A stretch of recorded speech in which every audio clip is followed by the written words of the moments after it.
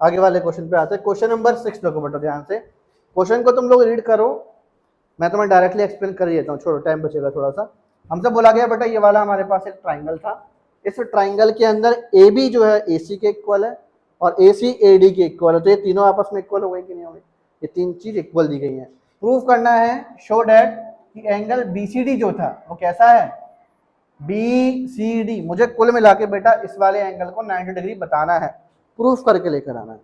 तो सुनो इसको हम प्रूफ करना स्टार्ट करते हैं। पहले गिवन लिखते हैं, गिवन क्या था हमारे पास। गिवन बेटा इसमें यह है कि triangle ABC, in triangle ABC, देखो एबीसी में A B is equal to A C है, अरे है कि नहीं है ना, A B is equal to A C है ना, इसको थोड़ा सा और साइड में करता हूँ, अब अच्छे दिखाई दे जाएगा। A B is equal to A C है and A D is equals to, A D is equals to क्या है, ए बी, ये चीज हमारे पास यहाँ आ चुकी है। टू प्रूफ करना है, टू प्रूफ कि एंगल बी सी डी जो है वो राइट एंगल है, angle B C D is a right angle. अब प्रूफ करना स्टार्ट करते हैं, चेक करो बोर्ड पर, चेक करो सब लोग ध्यान से बोर्ड पर। मैंने बोला कि बेटा A B is equal to A C था, है ना, बिकॉज ए बी जो है ए सी के इक्वल, बेटा इन लाइनों को फिगर में देखो, हाँ ए बी ए सी के इक्वल है, मैंने लिखा गिवन। तो बेटा अगर ये दोनों लाइन इक्वल हैं, मतलब ये लाइन और ये लाइन अगर इक्वल है, तो इसका मतलब ये जो एंगल है एंगल 1 एंगल 2 के इक्वल होगा कि नहीं होगा। मैंने बेटा इन एंगलों को नाम दे दिया, हाँ, तो this implies angle 1 is equals to, और रीजन क्या आएगा इसका, angles opposite to equal sides,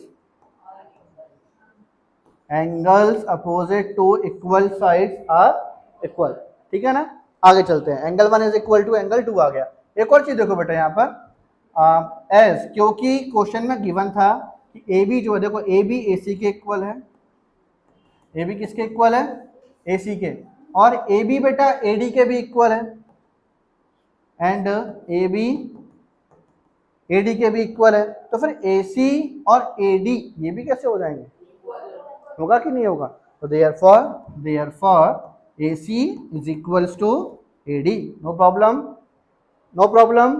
चलो अब इसको फिगर में देख लो एक बार, फिगर में देखो इस लाइनों को, ए सी और ए डी फिगर में दिख रहा है।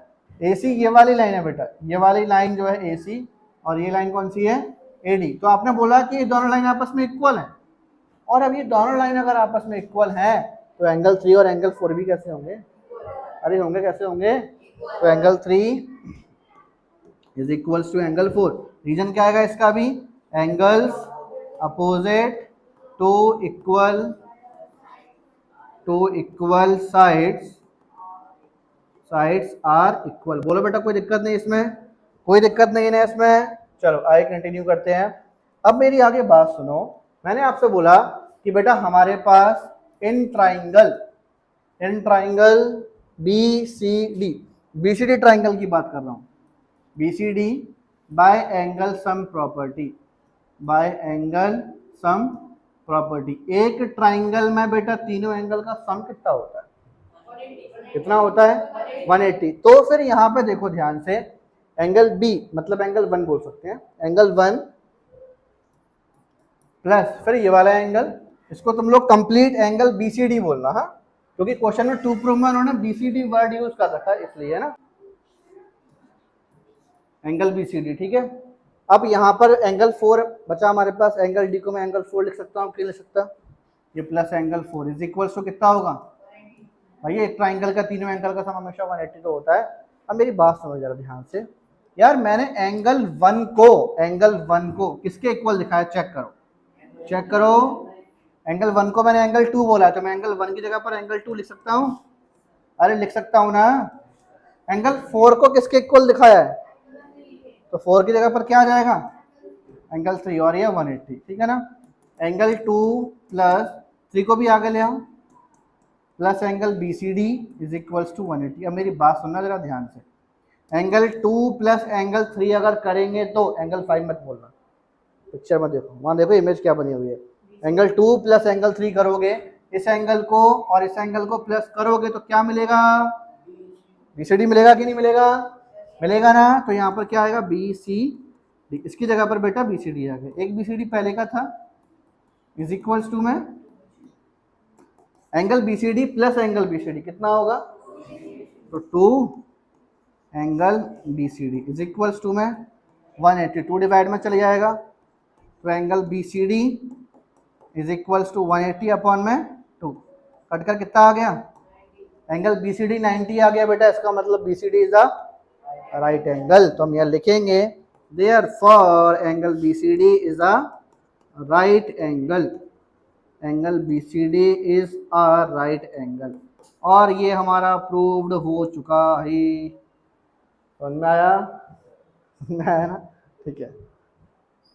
क्वेश्चन नंबर 7, थोड़ा सा स्पीड में बेटा इसलिए करा ना, क्वेश्चन सिंपल सिंपल से है ना, हाँ इसलिए थोड़ा सा स्पीड है।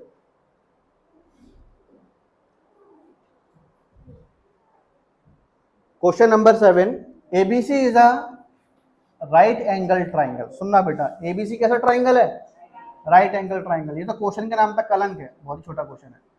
ABC एक राइट एंगल ट्राइंगल जिसमें एंगल A 90 है, ये वाला एंगल कैसा है 90, ठीक है ABC। इसमें AB किसके इक्वल है, ये वाली जो लाइन है ना AB लाइन जो है हमारी बेटा वो AC लाइन के इक्वल है। दोनों लाइन आपस में इक्वल दी गई है, दोनों लाइन कैसी है, इक्वल। तो मुझसे पूछ रहा है कि एंगल B क्या होगा और एंगल C क्या होगा। तो पहले हम गिवन लिखेंगे, इसमें गिवन में मैंने लिखा कि इन ट्राइंगल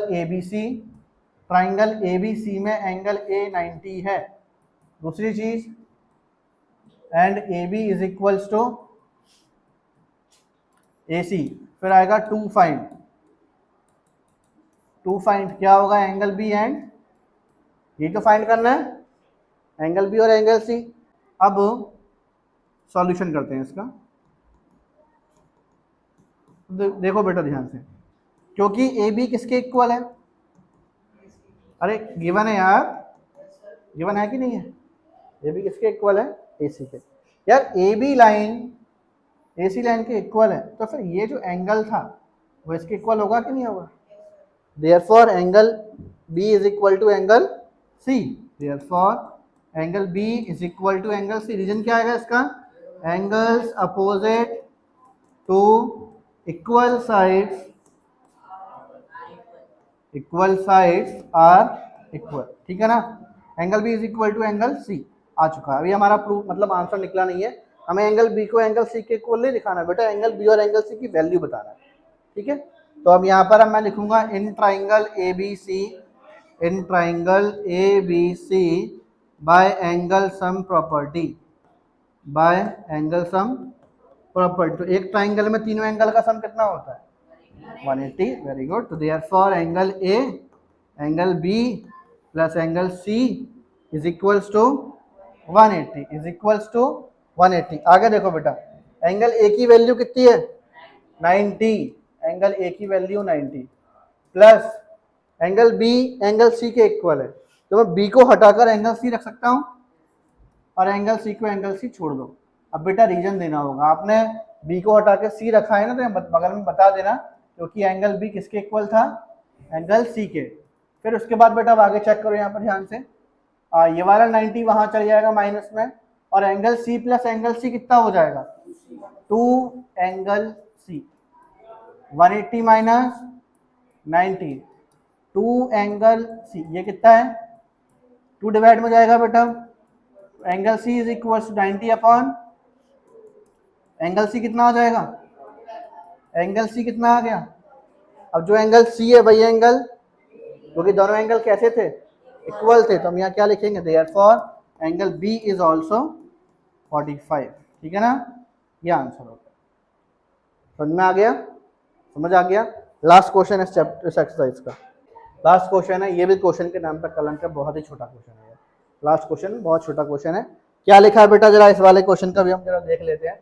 इसमें बोला गया हमसे शो करो that the angles of an equilateral triangle are 60 degree each.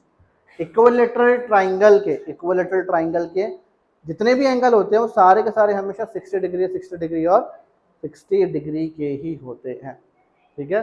तो देखो गिवन मैंने यहाँ लिखा, गिवन मैंने लिखा, मैंने बोला गिवन में कि हमारे पास ABC triangle ABC is an equilateral triangle. अभी हमने ट्राइंगल बनाया नहीं, ट्राइंगल बना रहे हैं।